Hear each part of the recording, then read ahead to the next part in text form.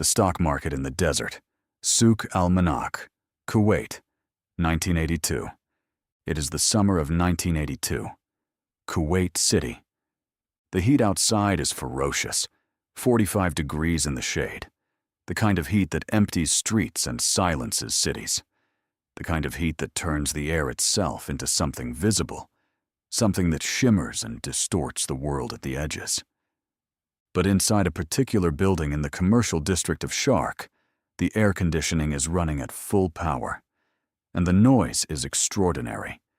This building was, not so many years ago, a parking garage, a covered, air-conditioned parking structure that, at some point in the late 1970s, became something else entirely.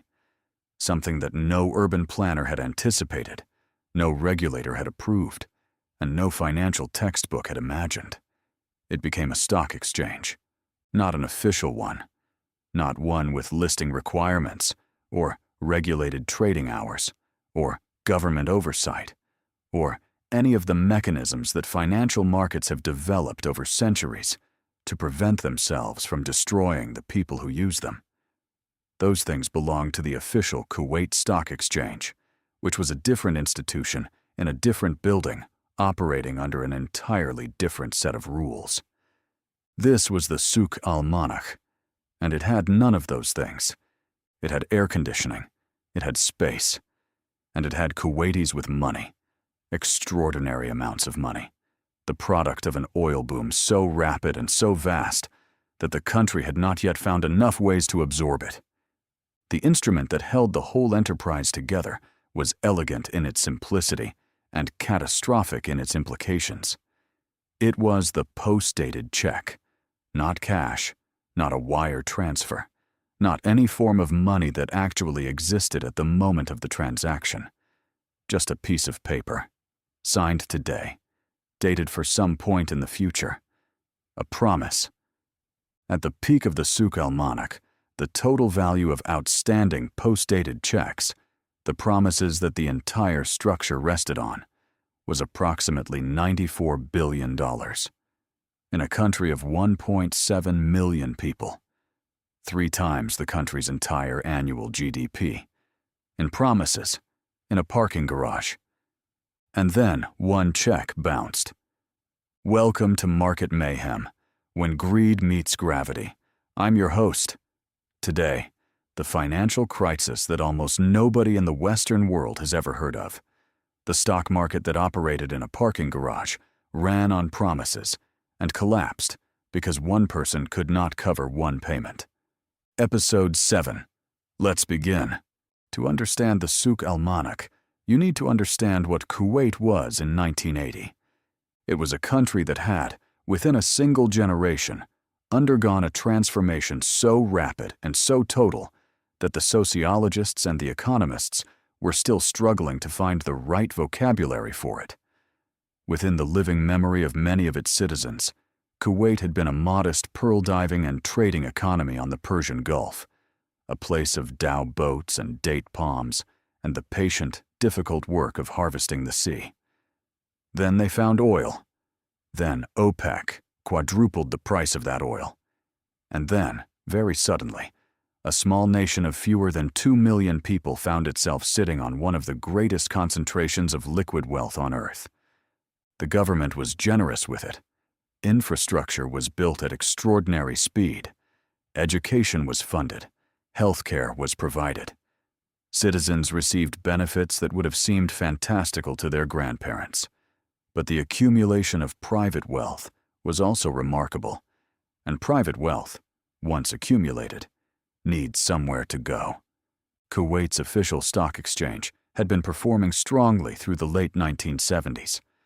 The established listed companies, benefiting from the construction and services boom that surrounded the oil economy, were delivering real returns.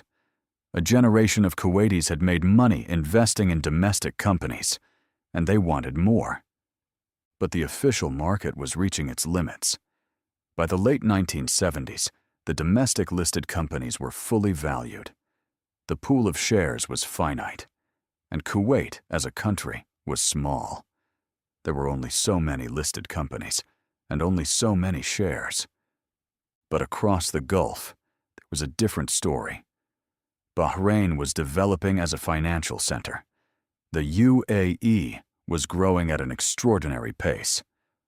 Oman, Qatar, the entire Gulf Cooperation Council region was in the middle of a transformation funded by the same petrodollar wealth that had transformed Kuwait. New companies were forming. New industries were emerging. The potential returns were extraordinary. The problem: most of these Gulf companies were not listed on Kuwait's official exchange. Buying them required going outside the system. And so the Souk Al-Manakh was born. It grew organically, a place where Kuwaitis could trade shares in Gulf companies that the official market didn't carry. It had no regulator, no listing requirements, no transparency rules, no position limits, no mechanism of any kind to prevent a participant from promising to pay vastly more than they could ever actually pay. What it had was the postdated cheque system. The postdated cheque had begun as a practical convenience. Large cash payments for share transactions were cumbersome in Kuwait's banking system. A cheque dated several weeks in the future gave the buyer time to arrange funds and gave the seller a document they could hold as security. Sensible, manageable, reasonable. But what began as a convenience evolved, through the logic of a market with no rules, into something else entirely. A system of leverage, of promises stacked upon promises. A buyer who could not afford a share today would write a postdated cheque for future payment. The seller, holding that cheque, would use the expected future receipt as the basis for writing their own postdated cheques to buy more shares. Each chain of promises supported the next. Each tomorrow's payment funded today's purchase. The entire market was built on money that did not yet exist. By 1981 and into 1982, the Souk Al-Manakh had reached a scale that defied rational description. The companies being traded were, in many cases, shells. Gulf holding companies with grand names, prospectuses that promised limitless returns from the region's transformation, and operating histories measured in months rather than years. Many had been created specifically to participate in the mania. Paper companies designed not to do anything in particular, but to be owned, and then sold at a higher price to the next buyer. Their valuations were based on nothing more substantial than the shared belief that they would be worth more tomorrow than they were today.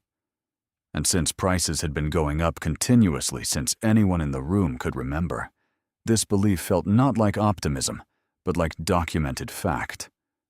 Estimates of the Souk Al-Manakh's total market capitalization at the peak vary, but several credible analyses placed it at somewhere between $100 billion and $200 billion. Numbers that put it in the same conversation as the London Stock Exchange. Numbers that, for an air-conditioned parking garage in a country of 1.7 million people, are simply astonishing. The participants ranged across all of Kuwaiti society: the wealthy merchant families who had been investing for decades, middle-class professionals who had used their government salaries and oil dividends to enter the market, young men, many of them very young, who had borrowed from relatives or written checks against expected future income. The Souk Al-Manakh was, by every account of those who were present, a genuinely popular phenomenon. Not a niche activity for the sophisticated, a national obsession. And the post-dated cheque chains grew longer. And longer. A buyer who had written a cheque for $2 million, due in 3 months, would use the shares that cheque had purchased as implicit backing for a new cheque for $5 million, due in 6 months. The seller of those shares would write their own checks against their expected receipt. In some cases, the chains of interdependent promises stretched across dozens of transactions, thousands of participants, connecting people who had never met and whose mutual obligations were visible to nobody trying to see the whole picture. The most important fact about the Souk Al-Manakh, the fact that made its collapse both inevitable and total, was this: the system functioned only as long as confidence was universal. As long as every participant believed that every other participant would honor every post-dated check on its due date, the structure could operate. The moment that belief wavered, the moment one significant check bounced and introduced the possibility that others might bounce too, the entire chain would unravel simultaneously. Because that is the nature of a system built on promises. When the promises break, they break everywhere at once. It is August 1982. A woman named Jasima Al-Un has been active in the Souk Al-Manakh. She has bought shares, written post-dated checks, participated in the market in the ordinary way of tens of thousands of Kuwaitis. But in August, one of her checks is presented for payment. It bounces. The amount is not catastrophic by the standards of the Souk Al-Manakh. She is not a major trading house or a prominent merchant family.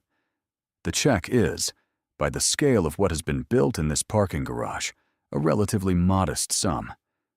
But it is a default. And in a market built entirely on the premise that every check will be honored, a default is not merely a financial event. It is a signal, an existential signal. If one check has bounced, others might bounce. If others might bounce, the shares being held as collateral against post-dated checks might be worth less than the checks that use them as backing. If those shares are worth less than the checks, the people who wrote those checks are technically insolvent. If they are insolvent, the people who hold their checks are exposed. If those people are exposed, the people who hold their checks are exposed. The cascade unravels at extraordinary speed. Within hours, word spreads. Within days, it becomes clear that the problem is not isolated. The Souk Al-Manakh structure, the post-dated check system, the absence of any clearinghouse, the complete lack of regulatory oversight or position transparency, means there is no mechanism to contain the damage. Every participant is simultaneously a creditor and a debtor. Every portfolio of shares is simultaneously collateral for promises made and backing for promises received.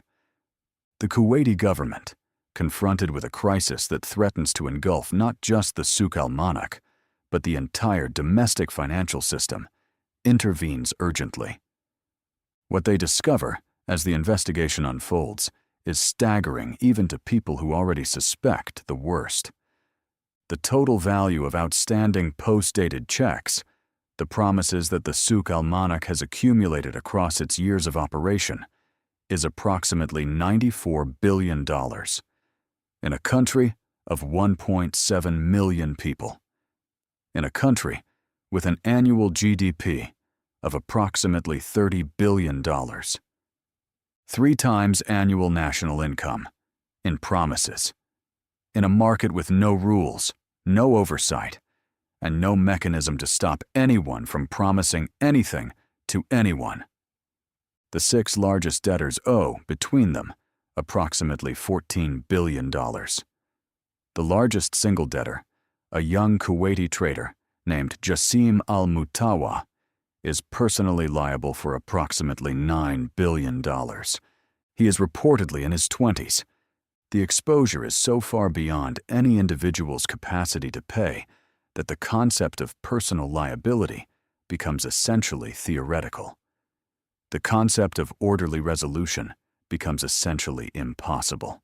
The Kuwaiti government faced a binary choice: allow the system to collapse entirely, which would wipe out the savings and destroy the balance sheets of a significant portion of the Kuwaiti population, or mount a rescue operation of extraordinary scale and duration. They chose rescue. It took a decade. A special government fund, the Difficult Credit Facilities Resettlement Fund, was established to work through the outstanding debts. The process of identifying who owed what to whom, given the extraordinary complexity of the post-dated check chains, took years of forensic accounting work that uncovered obligations that nobody had known existed. The largest debtors negotiated extended repayment terms. Some had assets that could be liquidated to partially cover obligations. Others had essentially nothing. They had written checks against shares that were now worthless to buy more shares that were also worthless, and the net position was a liability with no corresponding asset anywhere in the picture. The human consequences were severe and lasting. Families whose wealth had been built across generations found it substantially or entirely gone. Young traders who had entered the market expecting to make fortunes found themselves carrying obligations that would take lifetimes to work through, or that would simply never be fully repaid. Across the Gulf, the episode contributed to the development of more formal regulatory frameworks for financial markets. In Kuwait itself, the Souk Al-Manakh was closed. It did not reopen. The official stock exchange was restructured with substantially tighter oversight. The postdated cheque as a primary financial instrument for share transactions was strictly controlled. The parking garage returned to being a parking garage. Kuwait's financial system was still recovering in August 1990 when Iraq invaded and an entirely different kind of catastrophe arrived. Some problems, it turns out, solve themselves. Others just get replaced by something worse. The Souk Al-Manakh teaches 3 lessons about how financial crises actually work, not just in 1982 Kuwait, but in any market, in any era, where the underlying instrument is not ownership of a real asset, but a promise about future payment. The money lesson is about counterparty risk, the risk that the other side of your trade cannot or will not honor their obligation. In regulated markets, clearinghouses exist specifically to stand between buyers and sellers and guarantee settlement. If your counterparty fails, the clearinghouse covers the obligation. You do not lose your investment because someone else defaulted. In unregulated markets, in the Souk Al-Manakh, in OTC derivatives markets, in crypto lending platforms, in any financial system where you are directly exposed to your counterparty without an intermediary guarantee, the failure of one participant flows directly to everyone connected to them. And in a system as intertwined as the Souk Al-Manakh, everyone was connected to everyone. Before depositing any funds, before writing any check, before entering any financial obligation with any counterparty, ask the questions that clearinghouses and regulators normally answer on your behalf. Who actually owes what to whom? What happens to my position if they cannot pay? Is there any mechanism to protect me from their failure? If the answers are vague, if the mechanism does not exist, then the risk you are carrying is not the market risk you see on a screen. It is the counterparty risk that is invisible until the moment it becomes total. The method lesson is about the absence of price discovery. The Souk Al-Manakh had no mechanism for genuine price discovery. There was no transparent order book, no mandatory trade reporting, no market surveillance. Prices were whatever 2 parties agreed to, with no visibility into what every other transaction was occurring at simultaneously. This meant there was no honest market price. There was only the price of the last transaction, which was itself the product of a postdated cheque system that had detached prices from any relationship to underlying value. Before investing in any market, ask whether the prices you are seeing reflect genuine, transparent supply and demand, or whether they are the output of a system with structural distortions that are not visible to you as a participant. The mind lesson is about what I call the geography of ignorance. The Souk Al-Manakh's participants were, most of them, not stupid people. They were rational individuals responding rationally to the incentives that their market had created. But the structure of that market made it impossible for any individual participant to see the full picture. Nobody knew the total value of outstanding postdated checks. Nobody knew the aggregate exposure. Nobody knew how completely intertwined their own position was with the positions of people they had never met. This is true of every major financial crisis. The people in the middle of it cannot see its full shape. They can only see their own small piece. The lesson is to seek the view from outside, to ask not just whether your position is sound in isolation, but what the overall structure of the market you are operating in looks like from above, and what happens to your position if that structure changes. A parking garage, a chain of postdated promises, and $94 billion in IOUs in a country of 1.7 million people. The Souk Al-Manakh collapse is the purest example in financial history of what happens when you remove every mechanism that markets have developed to prevent themselves from destroying themselves. Regulated exchanges, clearing houses, transparency requirements, position limits, and replace them with nothing but the collective confidence of participants who can't see the full picture. The confidence held until one check bounced, and then it didn't hold at all, everywhere, simultaneously. This is how credit crises always works, not gradually, not with warning, with the sudden, total, simultaneous recognition that the promises that held everything together were worth less than anyone had believed, or in some cases, worth nothing at all. The lesson is as old as markets, and as new as whatever the next instrument is, whatever form the next chain of promises takes, in whatever parking garage or trading platform or financial innovation someone decides to build it in. Next time on Market Mayhem, we go to 1982. The same year, a different continent. Paul Volcker raises U.S. interest rates to 20% to fight inflation, and the interest payments on a decade of floating rate loans to Latin American governments become impossible. Mexico defaults. The dominoes begin to fall. The Latin American debt crisis. Episode 8. If today's story changed the way you think about counterparty risk and what it means to own a promise rather than an asset, take the free mind, method, money assessment at completetradersedge.com/assessment. Find out where your edge has the most work to do. Links in the description. Subscribe so you don't miss the next disaster.